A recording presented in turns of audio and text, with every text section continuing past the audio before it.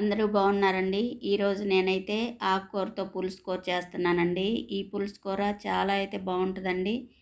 ఈ మన ఇంట్లో ఎండి ఆకుకూరలు గోంగూర, తోటకూర శుభ్రంగా కడిగి గిన్నెలోకి అయితే తీసుకున్నా. ఈ గోంగూర అయితే బాగా పుల్లగా ఉంటుంది, తొందరగా ఉడికిద్దండి. కొన్ని తోటకూర కూడా కట్ చేసుకున్నాను, ఇవి కూడా కట్ చేశానండి శుభ్రంగా.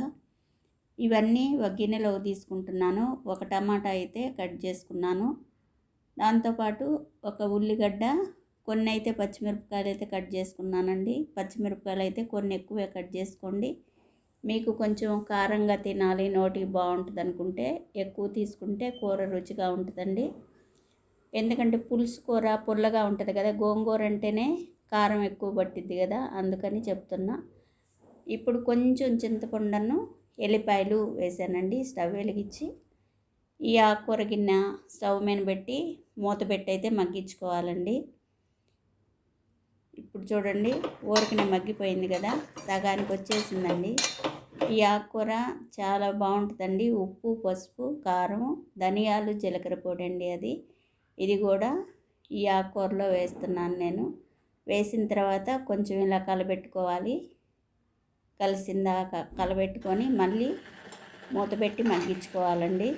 చూడండి, పావుకైతే వచ్చిందండి గిన్నె నిండా పెట్టిన కూర. ఎందుకంటే మన ఇంట్లో లేత ఆకుకూర కదా, అందుకని చూడండి లెక్కలాగైతే ఉడికింది. ఇలాంటి ఆకుకూరలు తింటే చాలా మంచిదండి. రక్తం లేని వాళ్ళకి కూడా చక్కగా రక్తం వస్తుందంట. ఇప్పుడు స్టవ్ వెలిగించి బాండీ పెట్టి తాలింపు గింజలు అయితే వేసి ఇలా వేయించుకుంటున్నానండి. చూడండి, ఎండుమిరపకాయలు వేసుకోండి, బాగుంటాయి వేగిన తర్వాత.